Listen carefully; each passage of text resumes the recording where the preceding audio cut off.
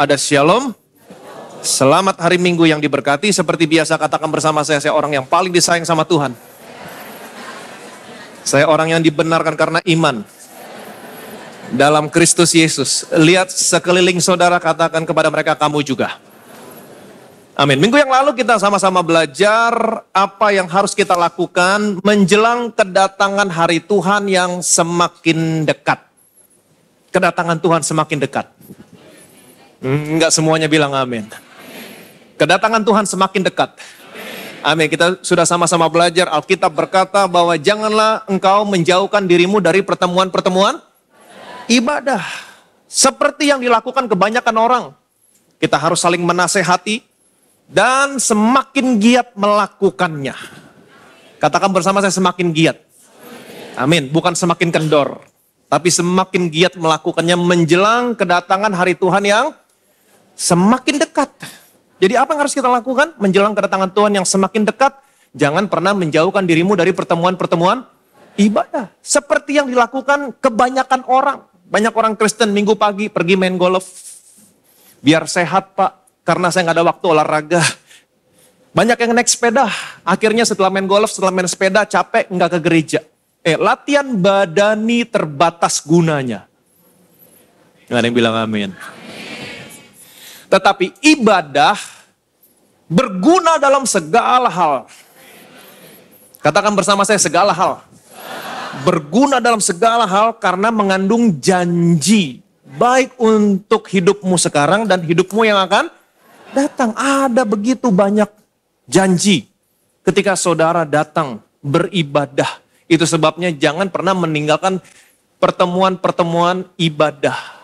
Ingat baik-baik, saudara datang ke gereja setiap hari Minggu, saudara bertemu dengan Tuhan dan persekutuanmu dengan Tuhan tidak akan pernah sia-sia. Ingat baik-baik, saudara dan saya hari ini hidup di dalam ruang dan waktu.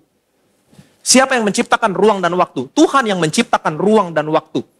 Saudara hidup dalam ruang dan waktu. Dan Tuhan berkuasa atas ruang dan waktu. Artinya apa? Dia bisa mengontrol waktu, dia bisa mengatasi waktu dalam hidupmu, dalam hidup saya. Untuk apa? Untuk kebaikan saudara, kebaikan saya. Dia bisa menempatkan saudara pada waktu yang tepat, pada tempat yang tepat. Untuk kebaikan saudara, kebaikan saya. Itu sebabnya selalu semangat datang ke gereja. Amin. Dia akan mengontrol ruang dan waktu dalam hidupmu untuk kebaikan saudara, kebaikan saya. Bagaimana caranya dia mengontrol ruang dan waktu dalam hidupmu untuk kebaikanmu? Rahasianya kita akan temukan nanti ada di dalam gereja. Amin. Kalau saudara mengalami masalah atau mengalami situasi yang sulit, biasanya saudara mau waktunya cepat-cepat berlalu. Betul? Waktu saudara mengalami situasi yang baik, lagi bersuka cita, lagi senang, saudara maunya waktunya jangan cepat-cepat berlalu. Saya mau kasih tahu sama saudara, Tuhan saya adalah Tuhan yang berkuasa atas waktu.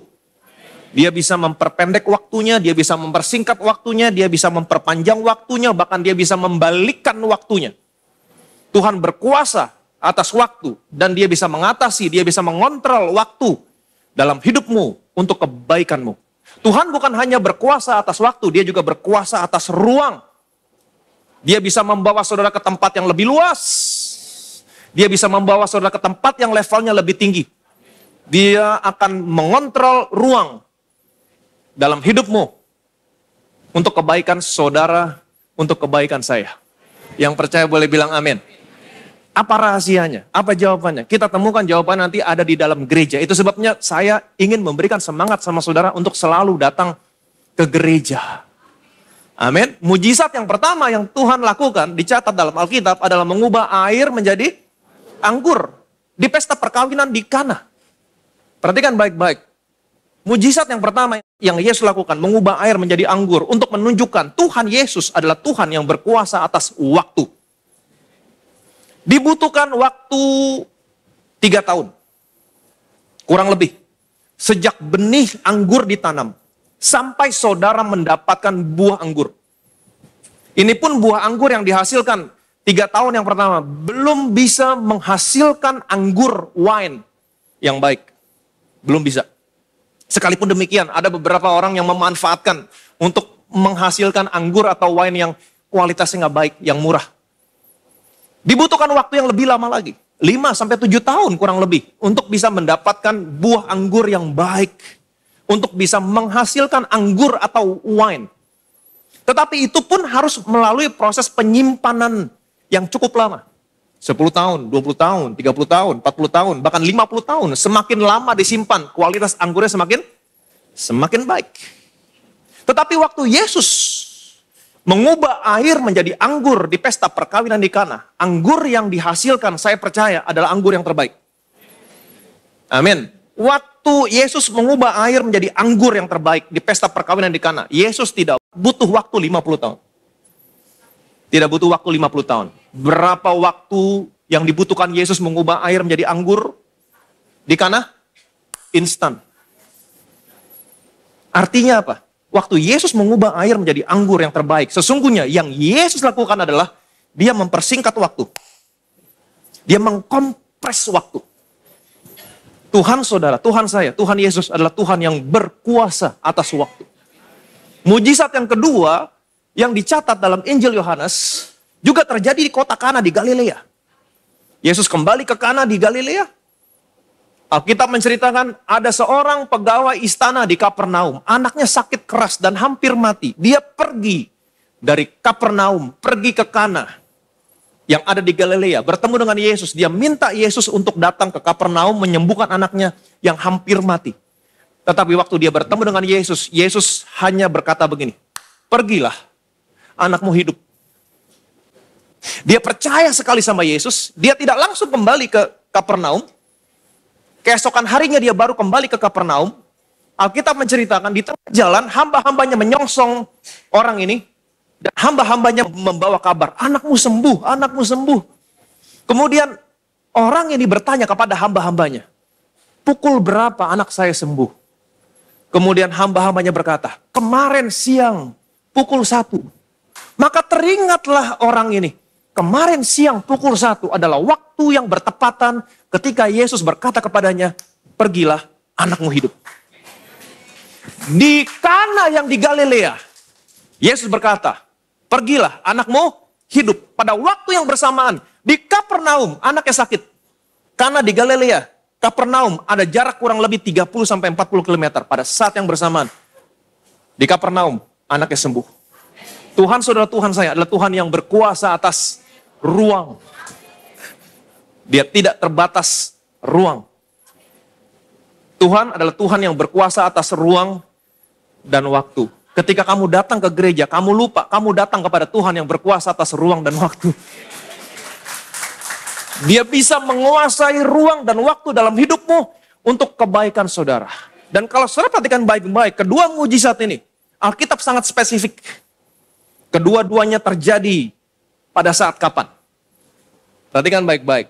Yohanes pasal 2 ayat yang pertama. Pada hari ketiga ada perkawinan di Kana yang di Galilea, dan ibu Yesus ada di situ. Pada hari ketiga ada perkawinan di Kana yang di Galilea, dan ibu Yesus ada di situ. Yesus bersama dengan murid-muridnya juga diundang ke sana. Kemudian ibunya Yesus berkata kepada Yesus, mereka kehabisan anggur. Yesus berkata, apakah yang kau inginkan daripadaku, ibu? Waktuku belum tiba. Tapi ibunya berkata kepada pelayan-pelayan, apa yang dia katakan, lakukan. Amin. Semuanya ini terjadi pada hari yang ketiga. Ingat baik-baik, di hadapan Tuhan, satu hari sama dengan 1000 tahun. 1000 tahun sama dengan satu hari. Sejak Yesus lahir, tahun Masehi, sampai dengan hari ini, sudah berapa ribu tahun? 2023 tahun 6 bulan. Betul? 2023 6 bulan.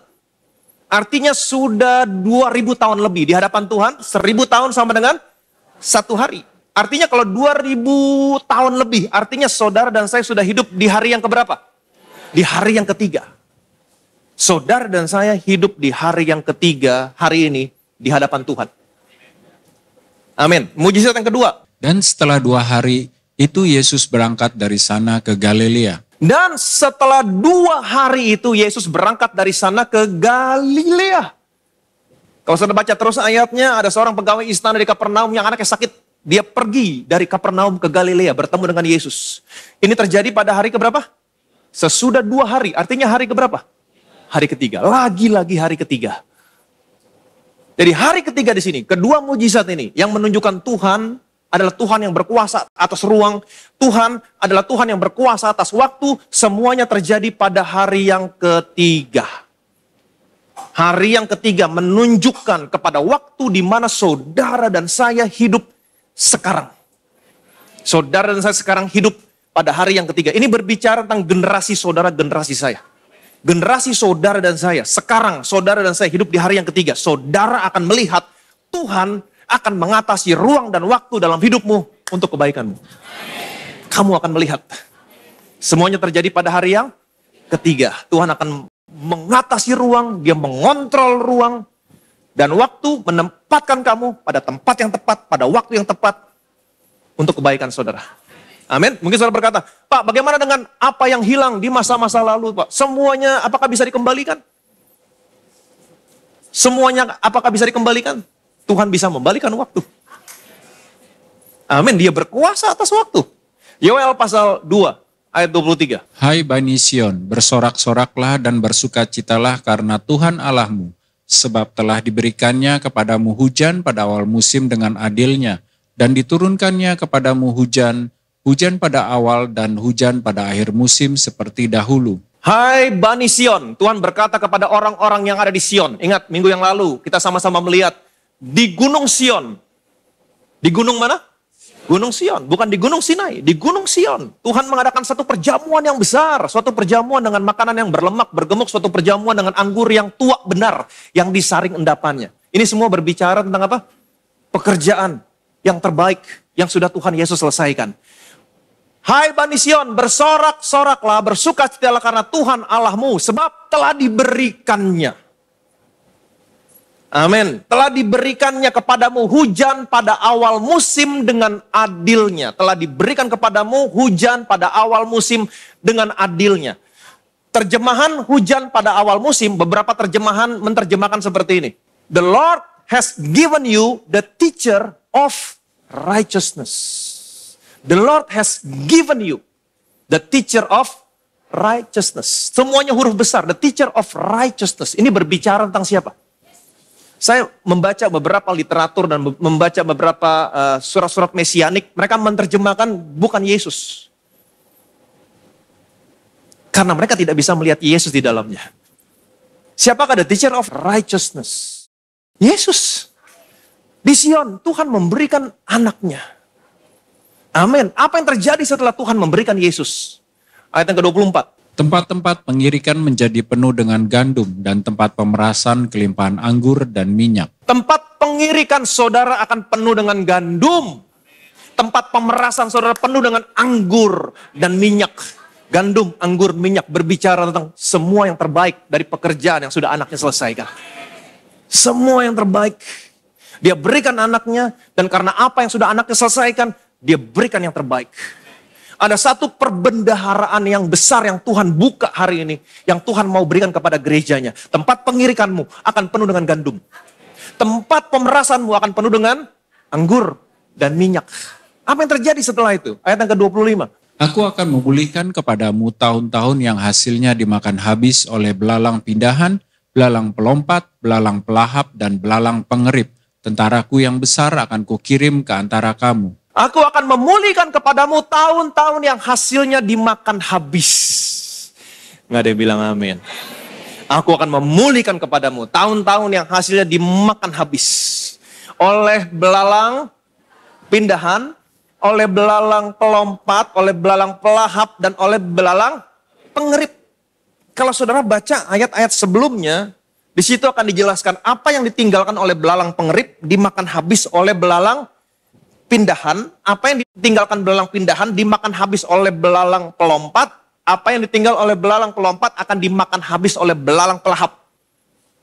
Semuanya ini berbicara tentang masalah yang saudara hadapi yang tidak pernah ada habisnya. Masalah yang satu belum selesai, datang lagi masalah yang lain. Masalah yang kedua belum selesai, datang lagi masalah yang ketiga. Masalah yang ketiga, datang lagi masalah yang keempat. Terus, nggak pernah ada habisnya. Seperti yang dikatakan, apa yang ditinggalkan belalang pengerip, dimakan oleh belalang pindahan. Apa yang ditinggal belalang pindahan, dimakan belalang pelompat. Apa yang tinggal belalang pelompat, dimakan oleh belalang pelahap. Terkadang memang masalah datang seperti demikian, sedikit demi sedikit. Tapi terus menerus. Dan ini bisa menghancurkan. Tetapi hari ini kita mendengar kabar baik. Karena apa yang sudah dia selesaikan di atas kayu salib. Hari ini, apapun yang hilang, tahun-tahunmu yang hilang hasilnya, akan dikembalikan kepada saudara. Yang percaya boleh bilang amin. Tahun-tahun yang hasilnya dimakan habis, akan dipulihkan Tuhan. Tahun-tahun yang hasilnya dimakan habis, berbicara tentang waktu-waktu di mana, contohnya seperti yang barusan kita lalui, masa pandemi. Tahun-tahun yang dimana semua stop, ekonomi stop, opportunity semua seperti pintu tertutup, omset turun drastis. Tahun itu adalah tahun-tahun yang hasilnya dimakan habis. Tapi hari ini kita dengar kabar baik, semuanya akan dipulihkan.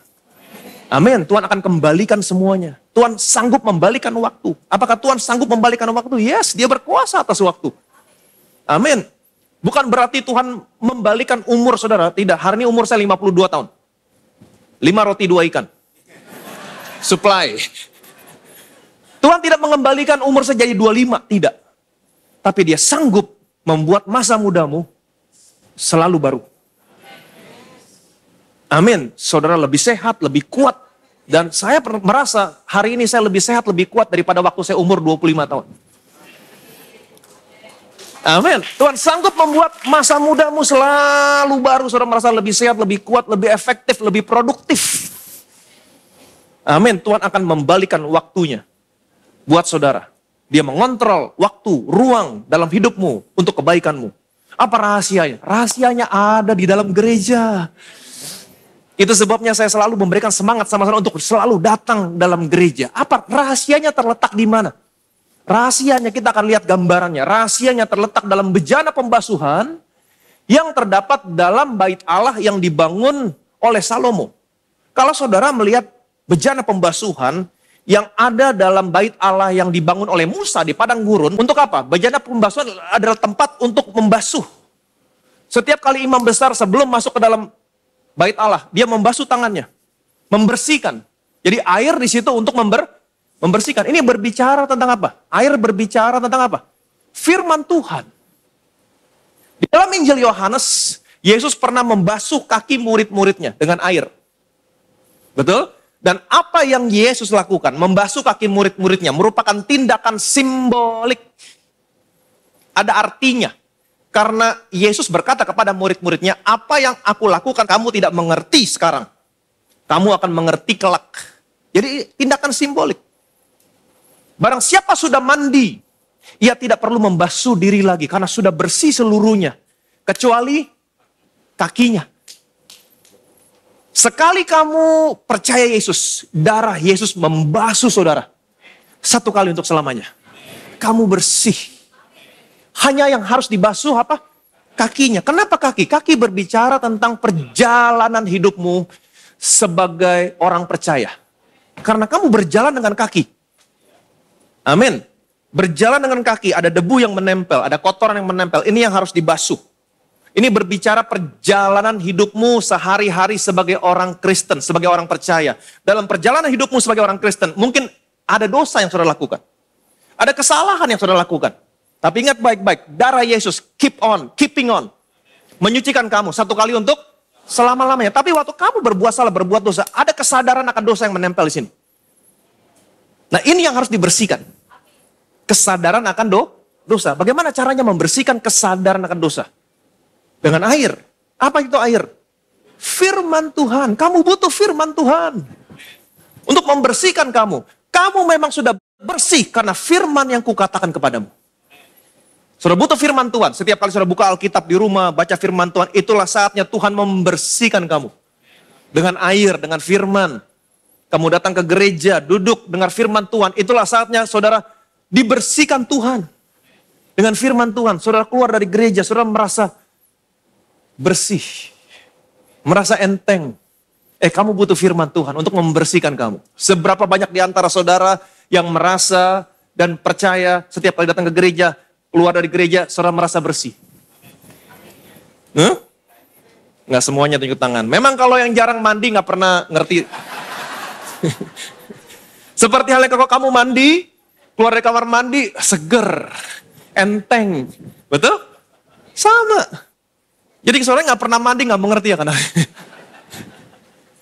membersihkan saudara dari virus, dari kuman yang bisa mendatangkan penyakit dalam hidupmu. Itulah firman Tuhan. Itulah kehidupan bagi mereka yang mendapatkannya dan kesembuhan bagi seluruh tubuh mereka. Jadi perhatikan baik-baik. Berbeda dengan bejana pembasuhan dalam bait Allah yang dibangun Musa, berbeda dengan bejana pembasuhan yang terdapat di dalam bait Allah yang dibangun oleh Salomo. Ini bejana pembasuhan yang terdapat di dalam bait Allah yang dibangun oleh Salomo. Perhatikan baik-baik. Bejana pembasuhannya ada di atas. Kemudian bejana pembasuhannya ditopang oleh 12 lembu. 12 lembu. Masing-masing arah, timur, barat, utara, selatan, ada 3 lembu. Pertanyaan saya, bagaimana caranya imam besar mendapatkan air untuk membersihkan dia? Bagaimana caranya dia mendapatkan air dari bejana pembasuhan yang terdapat di dalam bait Allah yang dibangun Salomo? Kalau bejana pembasuhan dalam bait Allah yang dibangun Musa, dia tinggal ambil airnya, cuci.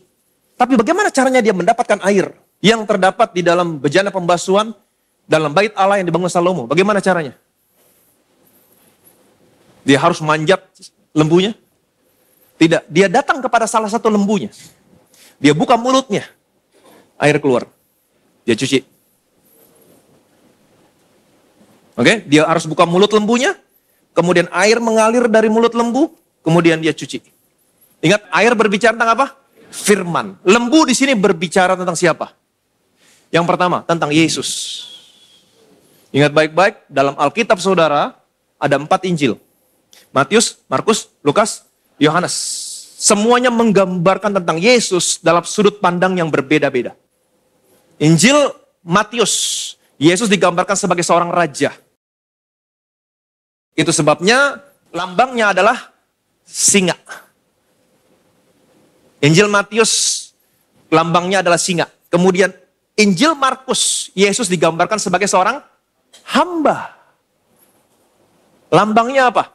Lembu. Karena lembu adalah binatang yang bekerja keras, setia, melayani. Jadi lembu di sini berbicara tentang hamba. Betul? Berbicara tentang Yesus. Jadi air keluar dari mulut lembu. Ini berbicara tentang apa?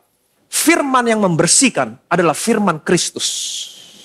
Kamu butuh firman Kristus. Firman tentang Yesus. Firman tentang apa yang sudah Yesus selesaikan. Firman kasih karunia. Pastikan kamu mendengar firman yang membersihkan kamu. Bukan firman yang membuat kamu kotor.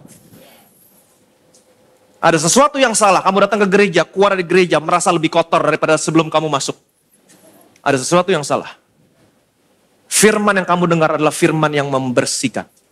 Jadi firman di sini berbicara firman Kristus. Jadi lembu yang pertama berbicara tentang Yesus. Yang kedua, lembu di sini berbicara tentang siapa? Hamba-hamba Tuhan. Pendeta, pengkhotbah, penginjil, pengajar. Alkitab berkata, Ia juga yang memberikan kepadamu baik rasul-rasul maupun nabi-nabi. Ia juga yang memberikan kepadamu pengajar-pengajar, pemberita Injil, dan gembala-gembala.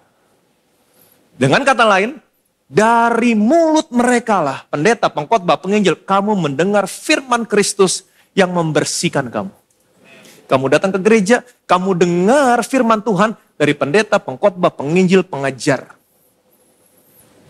Amin. Jadi lembu di sini, yang kedua berbicara tentang siapa? Pendeta, pengkhotbah, penginjil. Yang berkhotbah, memberitakan firman Kristus yang membersihkan kamu. Dengan kata lain, sekali lagi. Dari mulut mereka lah, pengajar-pengajar, pendeta, pengkhotbah, leader semuanya. Dari mulut mereka lah, kamu mendengar firman Kristus yang membersihkan kamu. Datang ke gereja, dengar. Mungkin ada orang yang berkata, Pak, saya nggak perlu dengar dari orang lain, Pak. Saya cukup baca firman Tuhan, saya bisa ngerti. Saya nggak perlu dengar. Artinya orang itu sombong. Dia tidak memanfaatkan apa yang Tuhan berikan di dalam tubuh Kristus. Puji Tuhan kalau saudara pinter, baca langsung ngerti. Tapi enggak semua orang seperti saudara. Enggak semua orang. Ada orang yang baru dijelasin baru mengerti. Ada orang yang dijelasin beberapa kali baru mengerti. Itu sebabnya saudara butuh pengajar. Saudara butuh orang yang mengajar. Roma pasal 10 ayat 4 sampai dengan 5 berkata begini. Tetapi bagaimana mereka dapat berseru kepadanya jika mereka tidak percaya kepada Dia? Bagaimana mereka dapat percaya kepada Dia jika mereka tidak mendengar tentang Dia? Bagaimana mereka mendengar tentang Dia jika tidak ada yang memberitakannya? Dan bagaimana mereka dapat memberitakannya jika mereka tidak diutus? Seperti ada tertulis, betapa indahnya kedatangan mereka yang membawa kabar baik. Tetapi bagaimana mereka dapat berseru kepadanya jika mereka tidak percaya kepada Dia? Bagaimana mereka berseru kepadanya kalau mereka tidak percaya kepada Dia? Bagaimana mereka bisa percaya kepada Dia jika mereka tidak pernah mendengar tentang Dia? Saudara harus mendengar. Bagaimana mereka mendengar tentang Dia jika tidak ada yang memberitakannya? Kamu harus mendengar dari orang lain. Bagaimana mereka dapat memberitakannya jika mereka tidak diutus? Seperti ada tertulis, betapa indahnya kedatangan mereka yang membawa kabar baik. Saudara butuh pengajar. Amin. Kamu datang, kamu dengar. Ketika kamu diajar, kamu semakin jelas. Kamu semakin bisa melihat Yesus dalam firman. Itu sebabnya saya memberikan semangat sama saudara untuk terus datang ke gereja setiap hari Minggu. Jangan pernah meninggalkan pertemuan-pertemuan ibadahmu. Amin. Ibadah itu berguna dalam segala hal. Dalam segala hal. Karena mengandung janji baik untuk hidupmu hari ini sama hidupmu yang akan datang. Dan ingat baik-baik, ketika kamu melihat Yesus, seperti yang tadi saya katakan, kamu bertemu dengan Tuhan yang mengatasi ruang dan waktu. Dan apa yang terjadi? Dia sanggup mengontrol, mengatasi ruang dan waktu dalam hidupmu untuk kebaikan kamu. Rahasianya ada di sini. 2 Tawari 4 ayat yang keempat. Laut itu menopang di atas 12 lembu. 3 menghadap ke utara dan 3 menghadap ke barat. 3 menghadap ke selatan dan 3 menghadap ke timur. Laut itu menumpang di atasnya, sedang segala buntut lembu itu menuju ke dalam. Laut itu menumpang di atas 12 lembu. Laut itu, bejana pembasuhan menumpang di atas 12 lembu. 3 menghadap ke utara, 3 menghadap ke barat, 3 menghadap ke selatan, 3 menghadap ke timur. Laut itu menumpang di atasnya, sedang segala buntut lembu itu menuju ke dalam. Sekarang kita bisa lihat bagaimana air ini mengalir dari bejana pembasuhan, keluar, sampai imam besar bisa mencuci tangannya. Dari mana? Dari bejana pembasuhan, mengalir lewat buntut, ke perut, kemudian keluar kemana? Ke mulut. Lembu tadi juga berbicara tentang apa? Pengajar-pengajar, pendeta, pengkhotbah, penginjil. Betapa kita mengucap syukur buat pendeta, pengkhotbah, pengajar, baik yang ada di Bethesda, Grace Army, Charis Kids, semuanya kita bersyukur Tuhan memberikan pengajar-pengajar di tempat ini. Amin. Tetapi saya berharap semua yang berdiri di mimbar ini, kamu harus feeding firman Tuhan. Karena air yang membersihkan itu mengalir lewat mana? Buntut, ke perut, baru mengalir ke mulut. Ini firman yang membersihkan. Kalau setiap pengajar tidak pernah duduk diam di kaki Tuhan, menerima firman Tuhan, apa yang kamu mau bagikan? Saya bersyukur buat pastor leaders di tempat ini. Grace Army, Charis Kids, semua. Mereka orang-orang yang feeding firman Tuhan. Amin. Itu firman yang membersihkan. Kamu terus minum firman Tuhan, terus minum firman Tuhan, sampai ada mata air yang mengalir keluar. Nah ini baru buat orang lain. Amin. Jadi rahasianya ada di sini. Bagaimana Tuhan membalikan waktu. Dia kontrol waktu. Dia mengatasi waktu dalam hidupmu. Dia mengembalikan tahun-tahun yang hasilnya hilang. Rahasianya ada di sini. Perhatikan baik-baik. Laut itu menumpang di atas 12 lembu. 3 menghadap utara, 3 menghadap barat, 3 menghadap selatan, 3 menghadap timur. Kalau saudara lihat arah mata angin, 3 menghadap utara, 3 menghadap barat, 3 menghadap selatan, 3 menghadap timur.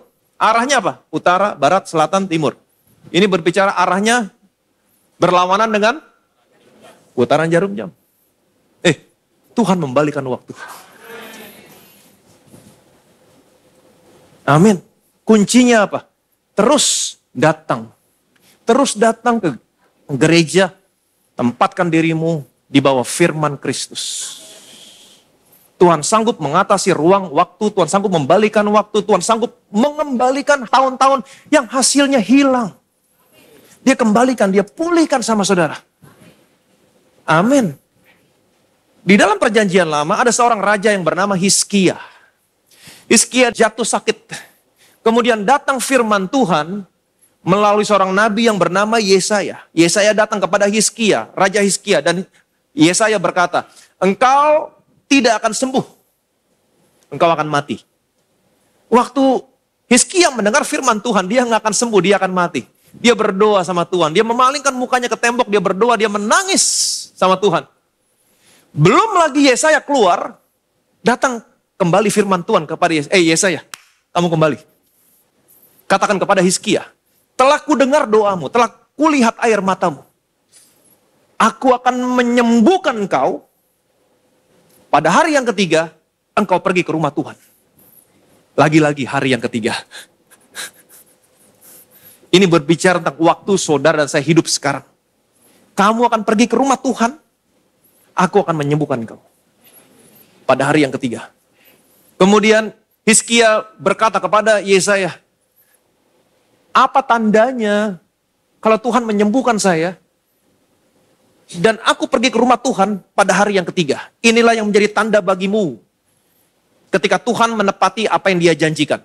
Kamu pilih, kamu mau bayang-bayangmu maju 10 tapak atau kamu mau bayang-bayangmu mundur 10 tapak? Apa kata Hizkia? 2 Raja-Raja 20. Hizkia berkata, itu perkara ringan bagi bayang-bayang itu untuk memanjang 10 tapak. Sebaliknya, biarlah bayang-bayang itu mundur ke belakang 10 tapak. Lalu berseluruhlah Nabi Yesaya kepada Tuhan. Maka dibuatnyalah bayang-bayang itu mundur ke belakang 10 tapak, yang sudah dijalani bayang-bayang itu pada penunjuk matahari buatan Ahaz. Hizkia berkata, itu perkara ringan bagi bayang-bayang itu untuk memanjang 10 tapak. Sebaliknya, biarlah bayang-bayang itu mundur ke belakang 10 tapak. Lalu berseruan Nabi saya kepada Tuhan, maka dibuatnyalah bayang-bayang itu mundur ke belakang 10 tapak yang sudah dijalani bayang-bayang itu pada petunjuk matahari buatan Ahaz. Bayang-bayang sudah maju 10 tapak, akhirnya disuruh mundur lagi. Artinya apa? Tuhan membalikan waktu. Tuhan bisa mengganti, memulihkan tahun-tahunmu yang hasilnya hilang. Serta apa yang terjadi? Apa yang terjadi? Dia pergi ke rumah Tuhan. Pada hari yang ketiga, dia disembuhkan. Dan Tuhan kembalikan. Dia perpanjang umurnya, Hizkia 15 tahun lagi. Amin. Kuncinya apa? Pada hari yang ketiga, datang ke rumah Tuhan. Amin. Pada hari yang ketiga, datang ke rumah Tuhan. Kamu hidup hari ini, zaman ini, generasi ini, kita hidup di hadapan Tuhan pada hari yang ketiga. Datang terus ke rumah Tuhan. Tempatkan dirimu di bawah firman Kristus. Amin. Firman yang membersihkan kamu. Hanya datang, duduk, dengar. Tuhan mempersiapkan. Bukan kamu yang mempersiapkan. Tuhan yang mempersiapkan. Kamu hanya datang, duduk, dengar. Kamu menerima apa yang Tuhan persiapkan. Buat kamu. Termasuk apapun yang hilang, tahun-tahun yang hilang hasilnya. Tuhan pulihkan. Tuhan kembalikan. Rahasianya di mana? Ada di bejana pembasuhan.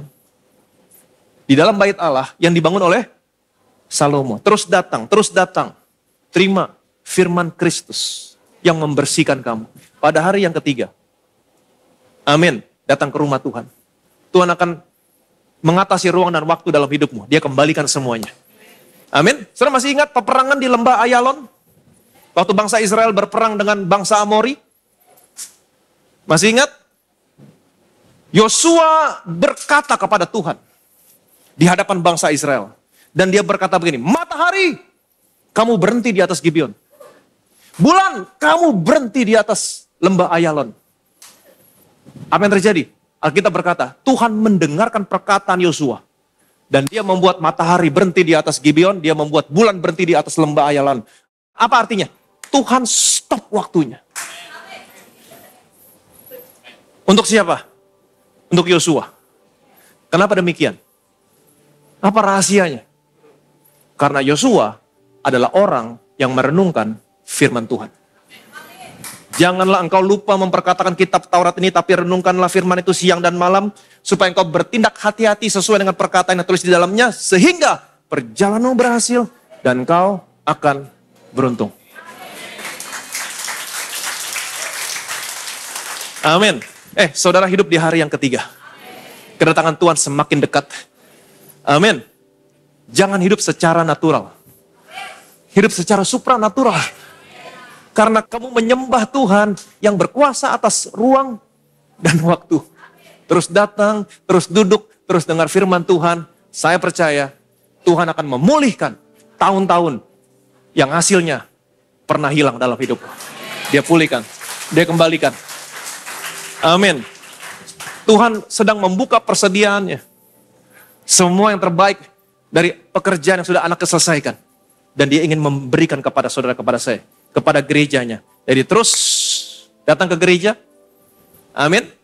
Jangan menjauhkan dirimu dari pertemuan-pertemuan ibadah seperti dilakukan kebanyakan orang. Nggak usah diikutin. Nggak usah diikutin. Prioritasmu. Ketemu sumber berkat. Nggak bisa Pak, saya harus main golf, saya harus ketemu, dia mau kasih proyek sama saya. Bukan dia yang kasih proyek, sumbernya bukan dari sana. Yesus adalah sumber berkat. Datang, pertemuanmu dengan Tuhan tidak akan pernah sia-sia. Terus datang, terus duduk, tempatkan dirimu di bawah firman Kristus. Maka saya percaya, dia bisa mengatasi ruang dan waktu dalam hidupmu. Dia bisa menempatkan kamu pada tempat yang tepat, pada posisi yang tepat. Semuanya untuk kebaikan saudara. Dan dia sanggup memulihkan tahun-tahunmu kemarin yang hasilnya pernah hilang. Dia pulihkan berlipat kali ganda. Yang percaya boleh bilang amin. Bilang sama kiri kananmu, jangan menjauhkan dirimu dari pertemuan-pertemuan ibadah. Oke, jangan kendor. Semakin giat melakukan. Semakin giat melakukan. Kamu hanya datang, kamu hanya duduk, kamu hanya mendengar, kamu hanya melihat, kamu menerima. Tuhan sudah mempersiapkan. Bukan kamu yang mempersiapkan, Tuhan sudah mempersiapkan. Kamu tinggal datang, kamu tinggal duduk, kamu tinggal dengar. Tuhan kasih. Termasuk tahun-tahunmu yang hilang hasilnya. Tuhan kembalikan. Oke? Semakin giat melakukan menjelang kedatangan hari Tuhan. Jangan pernah meninggalkan persekutuanmu dengan Tuhan. Karena persekutuan dengan Tuhan tidak akan pernah sia-sia. Betapa kami bersyukur Tuhan. Kami hidup di hari yang ketiga. Di hari-hari yang terakhir menjelang kedatangan-Mu Tuhan. Kami tidak pernah mau meninggalkan pertemuan-pertemuan ibadah kami. Seperti yang dilakukan kebiasaan banyak orang, tetapi kami mau saling menasehati satu dengan yang lain.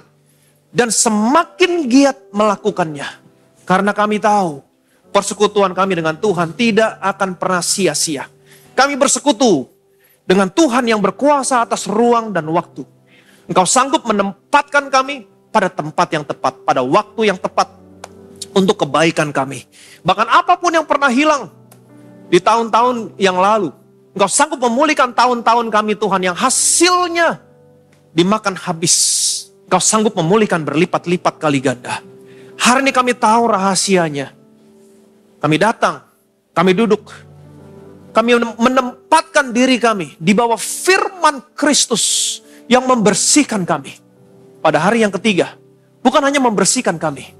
Tapi firman yang kami dengar adalah kehidupan buat kami. Kesembuhan bagi seluruh tubuh kami. Kau sanggup membalikan waktunya semua Tuhan. Dan kau sanggup mengembalikan tahun-tahun yang hasilnya pernah hilang. Tuhan kami berdoa agar setiap apapun tantangan, masalah yang anak-anakmu hadapi hari ini. Seperti masalah yang tidak pernah ada habisnya. Tetapi hari ini kami percaya Tuhan. Tuhan akan memulihkan tahun-tahun yang pernah hilang hasilnya. Hari ini kami percaya Tuhan, mereka datang, mereka melihat, mereka menerima. Sehingga tempat pengirikan mereka penuh dengan gandum. Tempat pemerasan mereka penuh dengan anggur, penuh dengan minyak. Mereka akan menerima semua yang terbaik dari pekerjaan yang sudah anakmu selesaikan di atas kayu salib. Dan kami percaya dari semuanya ini, nama Tuhan Yesus yang dipermuliakan. Semua yang percaya, yang diberkati, yang disayang sama Tuhan. Sama-sama kita katakan, amin, amin, amin, amin.